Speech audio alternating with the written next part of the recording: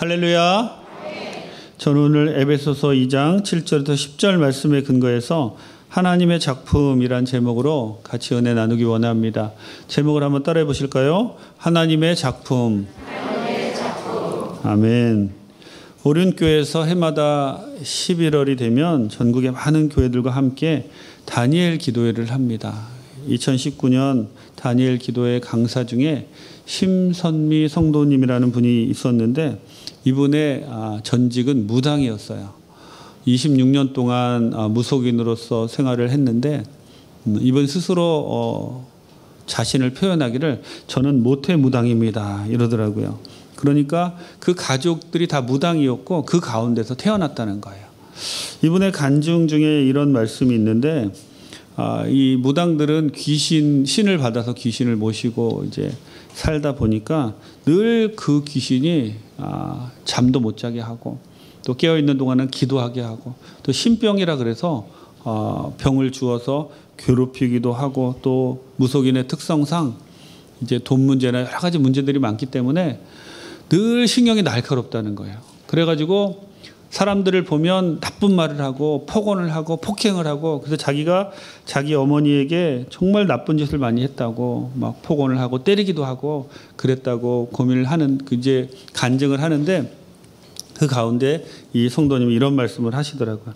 제가 이렇게 다니엘 기도에 와서 이렇게 예쁘게 말하고 조리 있게 잘 간증할 수 있었던 것은 하나님의 은혜입니다.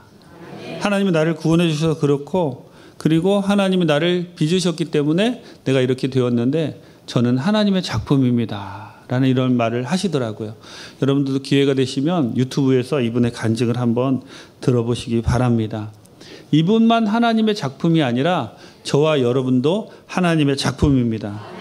우리 모두가 하나님이 만드시고 우리를 구원하시고 하나님이 만들어 가시는 하나님의 작품이라는 거예요. 그러면 우리 모두가 하나님의 작품이면 주일날 와서 예배드리고 그리고 수요일날 예배드리고 금요일날 와서 예배드리는 우리 교회는 하나님이 작품으로 만드시는 사람들이 모여서 하나님의 영광을 나타내는 작품 전시회가 열리는 곳이라는 겁니다. 지금 여러분들 주위에 한번 보세요. 하나님이 얼마나 이 사람을 만들어 가고 계신가. 저분도 하나님의 작품이고 이분도 하나님의 작품인 겁니다. 그런데 어떤 작품이 예를 들면 우리가 뭐 그림이 몇 억에 팔렸다 뭐 이런 얘기를 듣잖아요. 그렇게 비싸게 팔리는 이유는 그 그림을 그린 작가가 유명하기 때문이에요. 피카소라는 작가를 여러분 들어보셨을 거예요. 또 김홍도나 우리나라에 아주 유명한 그림을 잘 그리는 그런 화가들이 있었는데 그 사람들이 그린 작품은 아주 비싸게 팔립니다.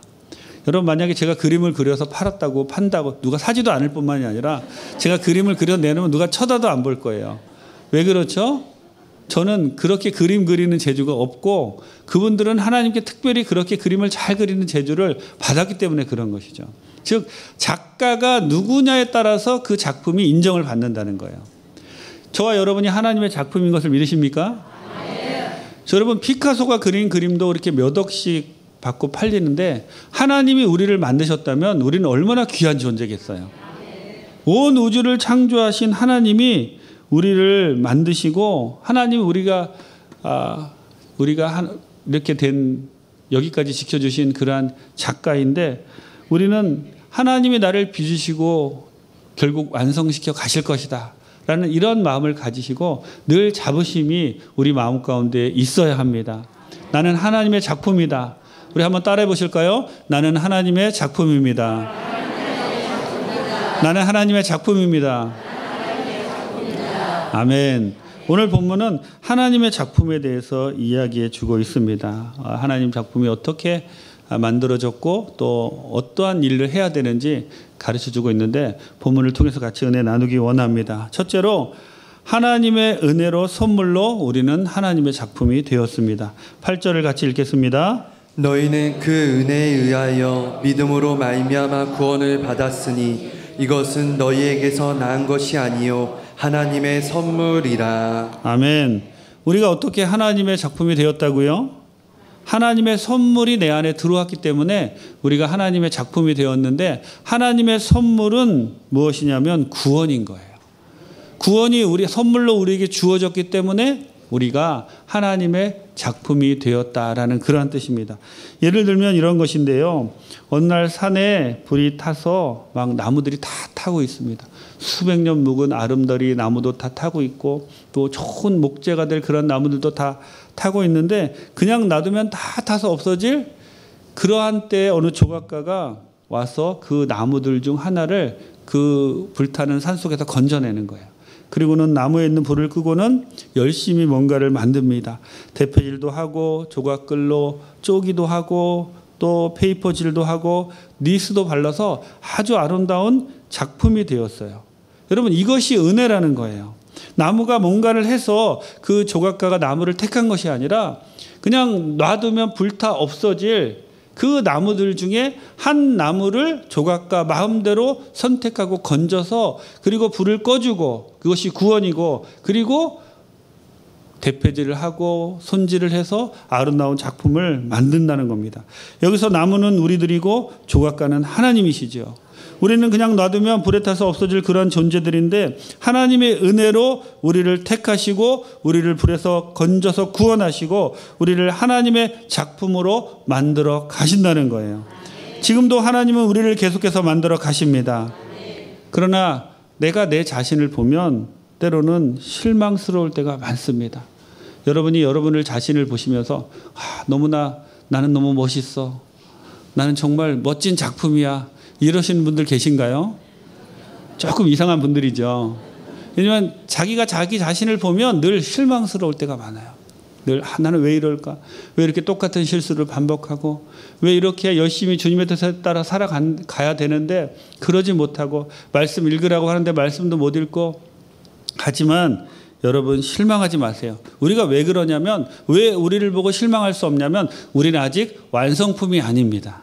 만들어져 가는 단계에 있는 그러한 존재들이기 때문에 아직도 부족한 점이 많은 거예요. 하지만 우리가 이렇게 연약하고 부족할지라도 결국 하나님이 우리를 완성품으로 만들어 가실 줄 믿습니다.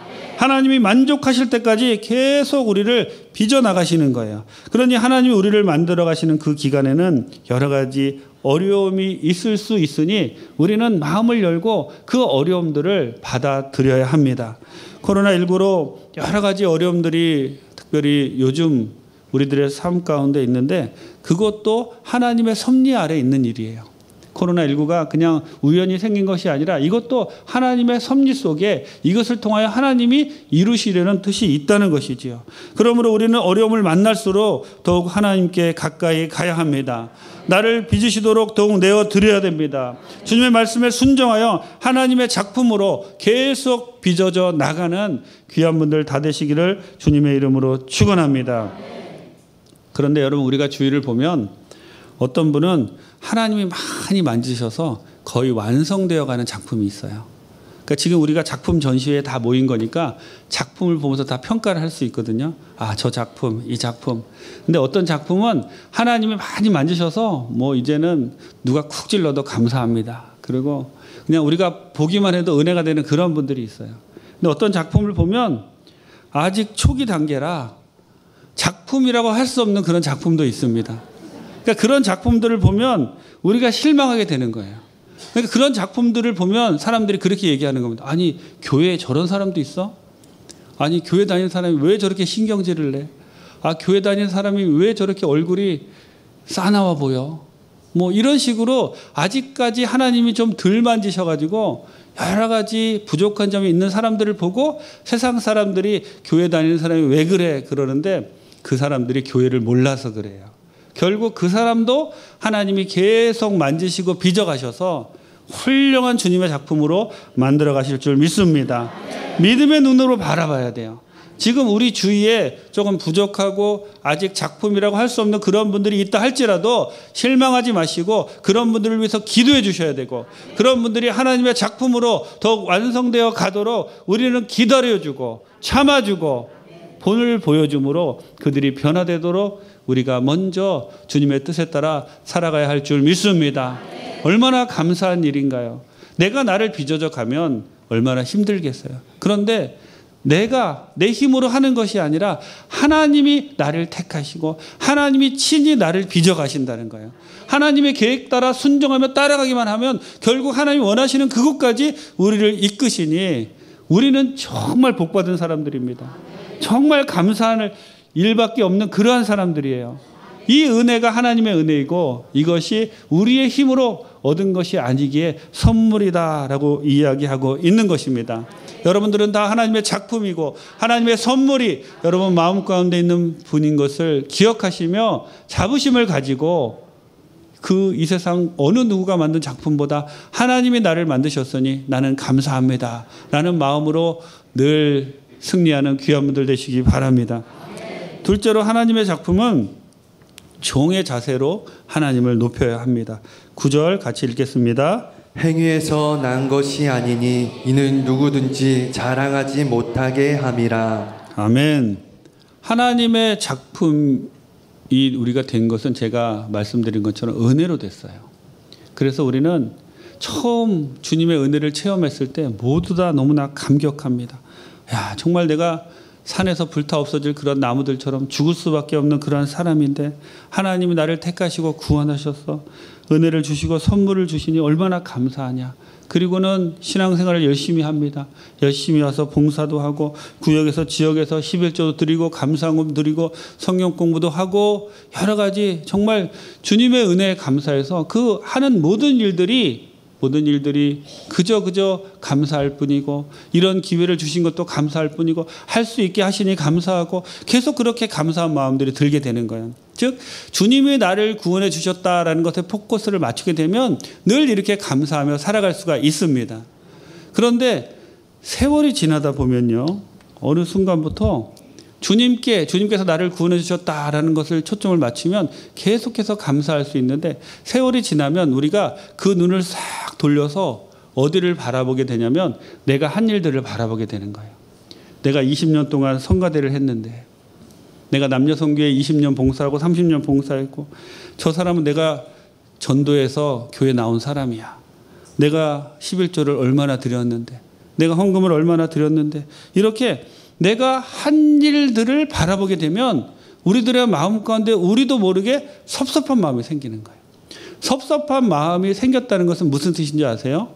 다른 사람이 날 알아주지 않는다는 거예요. 내가 30년 우리 이 교회에서 봉사했어. 내가 저렇게 많은 영혼들 다 구원했어. 내가 헌금도 이렇게 많이 했어. 누가 좀 알아줬으면 좋겠는데 아무도 알아주지 않는 것 같으니까 섭섭한 마음이 들고 그러다 보면 사단이 나는 거예요. 그러다 보면 불평하게 되고 그러다 보면 내가 원치 않는 행동들을 자꾸 하게 되고 자꾸 사람들을 괴롭히고 공동체에서 문제거리로 전락하게 된다는 것이지요. 여러분 하나님이 우리를 구원해 주신 그 감사에서 눈을 돌리지 마세요. 계속해서 그것을 바라보세요. 하나님이 우리를 구원해 주신 것 그 은혜에 비하면 우리가 하고 있는 지금 이런 일들은 정말 작은 것에 불과합니다. 그 큰 은혜, 그 하나님의 놀라운 그 큰 은혜에 비하면 지금 우리가 하고 있는 것은 정말로 티끌만도 못할 정도로 그렇게 작은 일이에요. 그런데 그것에 눈을 돌리면 불평하게 되는 겁니다. 그러면 하나님이 우리를 빚으시는 그 순간에 하나님의 일이 멈춰지게 되는 거예요. 여러분 하나님의 영광을 나타내야 할 내가 작은 일 하나 했다고 나를 자랑하고 내 업적을 내세우는 순간 하나님은 더 이상 나를 통해서 일하시지 않는 겁니다. 여러분 하나님의 참 작품이 되기를 원하십니까? 하나님께서 여러분들을 계속 빚어가기를 원하십니까? 이 땅에 사는 동안 하나님께 충성하고 헌신하고 그리고 계속 하나님 앞에 상급을 받는 그러한 삶을 살기를 원하십니까? 그러면 여러분 스스로를 낮추시고 종의 자세로 나는 모든 것을 하고 난 이후에도 나는 무익한 종입니다. 내가 할 일을 했을 뿐입니다. 라는 자세로 나가야 합니다. 그렇게 나아가야 주님께서 저와 여러분을 통해서 영광을 받으실 줄 믿습니다. 저와 여러분을 통해서 하나님의 영광이 나타나야 비로소 그것이 작품의 가치가 있는 거예요. 저와 여러분을 통해서 하나님의 영광이 나타나지 않는다면 작품으로서의 가치가 없는 겁니다. 내가 눈을 들어서 하나님이 나를 구원해 준 것이 얼마나 크고 그 선물이 얼마나 감사한지를 바라보면 계속해서 감사하게 되고 나를 통하여 하나님의 영광이 나타나게 되는 거예요. 근데 눈을 돌려서 내가 한 일을 바라보게 되면 더 이상 나를 통해 하나님의 영광이 나타나지 않게 된다는 겁니다. 여러분, 우리가 이스라엘의 초대 왕인 사울을 잘 알지요. 하나님이 사무엘상 10장에 사울을 기름 부어서 왕으로 세우셨는데 그때 성경을 자세히 보면 이스라엘 백성들은 왕을 원하지만 하나님은 이스라엘 백성들에게 지도자를 주십니다. 지도자의 히브리어의 뜻은 무엇이냐면 나기드라고 하는데 앞서가는 자라는 그런 뜻이에요. 즉 하나님은 이스라엘 백성들은 하나님께 왕을 요구했지만 하나님은 그들에게 너네게 왕이 필요한 것이 아니라 지도자가 필요하다. 그래서 앞서가는 사람 지도자를 주십니다. 사울은 처음에 겸손했어요. 지도자로서의 역할을 너무나 잘했습니다. 암몬과의 전투에서 이스라엘을 구원하는 놀라운 일을 감당하게 되지요. 그런데 그 지도자로 계속 앞서가는 사람으로 사울이 있었으면 너무나 좋았고 변질되지 않았을 텐데 사울은 나기드, 지도자에서 왕으로 바뀝니다. 왕의 히브리어의 뜻은 멜렉이에요. 멜렉의 뜻은 다스리는 자라는 뜻이 있습니다. 여러분, 앞서가는 사람과 다스리는 사람의 차이가 무엇일까요? 앞서가는 사람은 본을 보이는 사람이에요. 다스리는 사람은 자기는 안 하면서 시키는 사람이에요. 그러니까 사울이 변질되기 시작한 겁니다. 그리고 나서 이 멜렉과 비슷한 뜻이 무엇이냐면 몰렉입니다. 우리가 잘 아는 대로 인신 제사를 받았던 이방의 신이지만 그 몰렉의 뜻은 취하는 자라는 그러한 뜻이에요. 즉 다스리는 것에 끝나지 않고 다른 사람의 것을 취하는 단계까지 가니까 그는 하나님께 버림받는 거예요. 우리가 사무엘상 15장 12절에 이런 말씀이 있습니다. 우리 같이 한번 읽겠습니다. 사무엘이 사울을 만나려고 아침에 일찍이 일어났더니 어떤 사람이 사무엘에게 말하여 이르되 사울이 갈멜에 이르러 자기를 위하여 기념비를 세우고 발길을 돌려 길갈로 내려갔다 하는지라. 아멘. 여러분, 자기를 위해서 사울이 무엇을 세웠다고요? 하나님의 영광을 위해 세운 것이 아니라 자기를 위해 세웠다는 거예요. 여러분, 이렇게 변질되면 하나님께 버림받습니다. 지도자에서 왕으로 그리고 몰렉으로 변질되어서 하나님께 종의 자세로 영광을 드려야 할 그러한 이스라엘의 지도자인 사울이 몰렉이 되어 자기를 높이는 기념비를 세우니까 하나님이 그를 버리신 거예요. 여러분들이 여러분의 공을 내세우고 여러분의 기념비를 세우시면 더 이상 하나님의 작품이 될 수가 없습니다. 하지만 종의 자세로 하나님을 높이고 여러분을 통하여 하나님의 영광이 나타나면 하나님의 멋진 작품이 될 수 있는 것입니다. 여러분, 내가 한 일을 바라보지 마시고 하나님이 나에게 하신 일을 바라보며 주님의 멋진 작품이 되시길 주님의 이름으로 축원합니다. 셋째로 하나님의 작품은 선행으로 하나님을 나타내야 돼요. 10절 같이 읽겠습니다. 우리는 그가 만드신 바라 그리스도 예수 안에서 선한 일을 위하여 지으심을 받은 자니 이 일은 하나님이 전에 예비하사 우리로 그 가운데서 행하게 하려 하심이니라. 아멘. 여러분, 산에서 불이 탈 때 조각가가 나무를 건져내는 것처럼 나무가 무슨 일을 해서 조각가가 건져낸 것이 아닌 것처럼 우리가 구원받은 것은 우리가 어떤 행위를 통해서 하나님께 잘 보여서 구원받은 것이 아니라 하나님이 우리를 그냥 택하셔서 구원해 주신 거예요. 얼마나 감사합니까? 그런데 우리를 택하셔서 구원해 주셨는데 그 목적이 무엇이냐면 착한 일을 하기 위해서 우리를 택하셨다는 거예요. 우리가 이 택함 받은 것, 아무 행위도 우리가 잘한 것이 없는데 우리가 구원받았습니다. 여기만 머무르게 되면 하나님의 진정한 목적을 이루지 못하는 사람들이 됩니다. 10절을 제가 다시 한번 읽어보겠습니다. 우리는 그의 만드신 바라 그리스도 예수 안에서 선한 일을 위하여 지으심을 받은 자니 이 일은 하나님이 전에 예비하사 우리로 그 가운데서 행하게 하려 하심이니라. 공동 번역은 이 구절을 이렇게 번역했습니다. 우리는 하나님의 작품입니다. 라고 아예 이렇게 번역을 해 놓았습니다. 여러분, 하나님이 왜 우리를 구원하셨나요? 착한 일 하도록. 하나님 우리를 구원하신 목적이 무엇입니까? 착한 일 하도록, 선한 행위를 하도록 우리를 구원하셨다는 거예요. 그런데 우리가 하나님이 우리를 구원하셨는데 착한 일 하도록 구원을 하셨는데 착한 일 안 하면 어떻게 될까요? 그 목적에 맞게 쓰임받지 못한다는 겁니다. 여러분, 작품이라 그래서 다 똑같은 작품이 아니지요. 똑같은 작가가 만든 작품이라도 어떤 작품은 창고 안에 처박혀서 빛을 못 보는 작품이 있는 반면에 어떤 작품은 박물관에 걸려서 하루에도 수만 명, 수십만 명이 와서 그 작품을 보면서 저자의 의도를 파악하고 저자를 칭찬하고 그 작품을 보면서, 여러분 우리가 잘 생각해 보아야 될 것이 무엇이냐면, 사람들이 그 작품을 보면서 와, 이 작품이 진짜 멋지다 하지만 그 작품이 멋지다는 것은 작품 자체보다는 그 작품을 만든 저자가 멋지다는 거예요. 작품에게 영광을 돌리는 것이 아니라 그 작품을 만든 저자에게 영광을 돌린다는 겁니다. 여러분, 같은 작가의 작품인데 왜 이렇게 차이가 날까요? 어떤 작품은 저자가 그냥 창고에 처박아 두고 싶고, 어떤 작품은 저자가 꺼내어서 사람들 앞에 자랑하고 싶은 그러한 작품들이 있다는 겁니다. 여러분, 우리는 다 하나님의 작품입니다. 여러분 믿으시죠? 자, 그러면 우리는 어떤 작품일까요? 창고에 처박아 두고 싶은 그러한 작품일까요? 아니면 드러내서 사람들에게 자랑하고 싶은 그러한 작품일까요? 여러분 스스로 한번 생각해 보세요. 하나님이 여러분을 작품으로 삼기 위해서 예수 그리스도를 이 땅에 보내셔서 갈보리 십자가의 피를 흘려주시면서까지 은혜로 여러분 우리 모두를 택하셨는데, 어떠한 작품은 하나님이 부끄러워서 창고에 넣어두고 싶은 그런 작품이 있다는 거예요. 세상 사람들보다 더 악랄하게 사업을 하고 자녀들에게 더 악하게 대하고, 그리고 저 사람이 어떻게 예수 믿는 사람이야, 이런 행동을 하는 사람들이 있다는 거예요. 그런데 어떤 작품은 정말 하나님이 자랑하고 싶은 그러한 작품이 있다는 겁니다. 여러분, 우리가 욥기를 보면 하나님이 하늘 천상 회의를 주관하셨어요. 천사장들도 오고 천사들도 막 오는데 놀라운 것은 그 중에 사탄도 왔다는 거예요.